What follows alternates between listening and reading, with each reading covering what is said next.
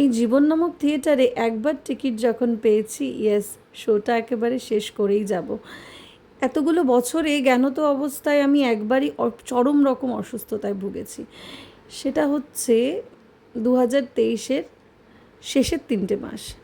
এই চরম 3টে মাস আমাকে বুঝিয়ে দিয়েছিল যে জীবনে ঠাকুরের কাছে প্রার্থনার সময় আমার এটা নেই, আমায় এটা করে দাও, আমি ওটা পাইনি, আমাকে ওটা করে দাও, আমাকে ওর মতন করে দাও, তাকে তার মতন করে দাও, আমাকে এটা দিয়ে দাও না বস। এই 3টে মাস, এই চরম 3টে মাস আমাকে বুঝিয়েছিল, ঈশ্বর আমার কিচ্ছু চাই না, আমাকে তুমি সুস্বাস্থ্যকর করে দাও।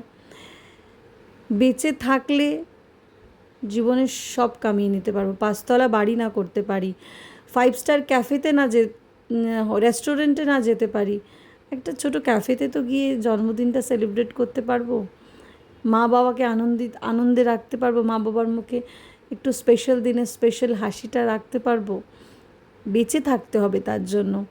বিছানায় শুয়ে শুয়ে তো আর কারোর আনন্দিতও হতে পারবো না, বা কারো দুঃখেও সামিল হতে পারবো না।